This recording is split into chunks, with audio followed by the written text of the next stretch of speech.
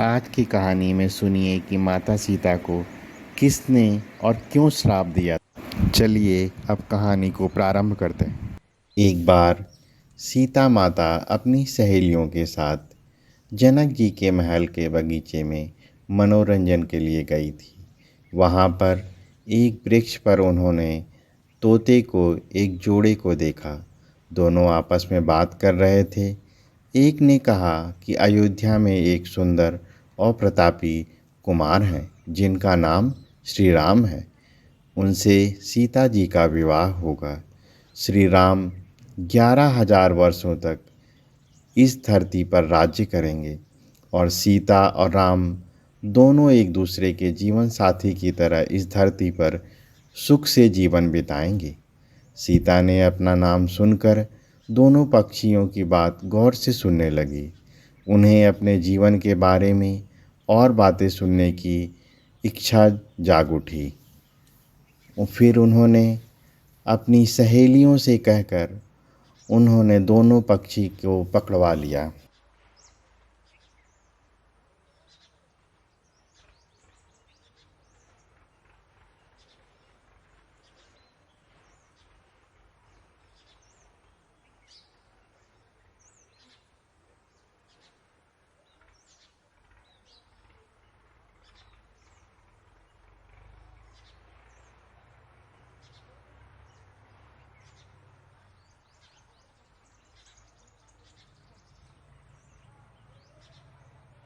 ने उन्हें प्यार से सहलाया और कहा, भय मत करो, तुम बहुत ही अच्छी बातें कर रहे थे।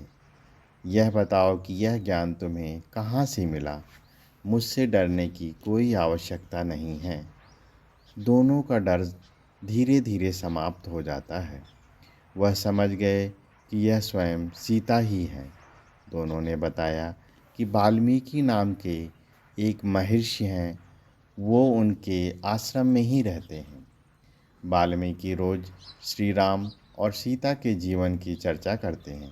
उन्होंने यह सब सुना जो अब सब कंठस्थ हो गया है। सीता ने और पूछा तो तोते ने कहा, दशरथ पुत्र श्री राम शिव का धनुष भंग करेंगे और सीता उन्हें पति के रूप में स्वीकार करेंगी। तीनों लोकों में यह अद्भुत जोड़ी बनेगी। सीता पूछती जाती और तोता उसका उत्तर देता जाता।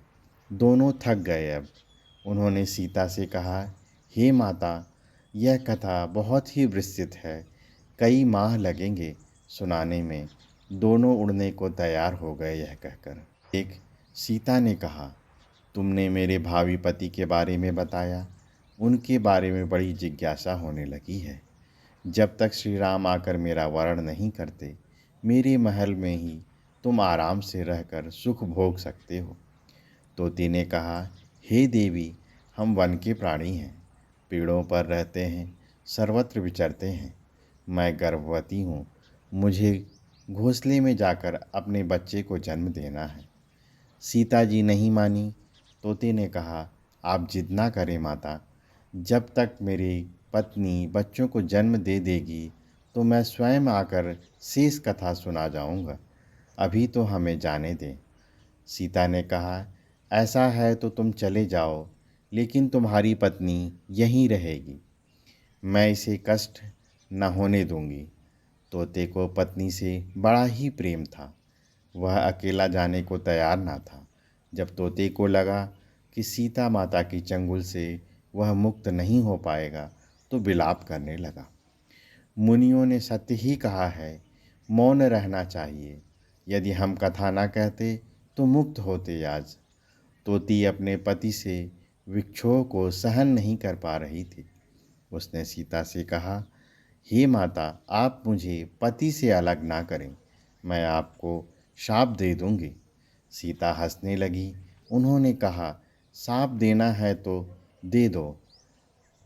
राजकुमारी को पक्षी के शाप से क्या बिगड़ेगा।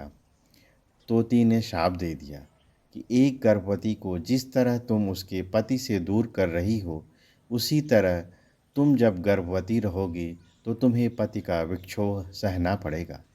साफ देखकर तोती ने अपने प्राण त्याग दिए। श्रोतागणों से पत्नी को मरता देख बहुत बहुत तोता क्रोध में बोला, गुड नाइट। अपनी पत्नी के वचन को सत्य करने के लिए तो कुल मिला ईश्वर को प्रसन्न कर श्री राम के नगर में छोटे प्राणी को भी और अपनी पत्नी का शाप सत्य करने का माध्यम बनूंगा। वो बड़ों बड़ों को लग वही तोता बाद में तो अयोध्या का ये अनुभव भी बना कि जिसने झूठा लांछन लगाकर श्री राम को इस बात के लिए विवश किया कि वह सीता को अपने महल से निष्कासित। शुभ रात्रि।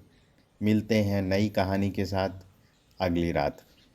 तब तक के लिए नमस्कार।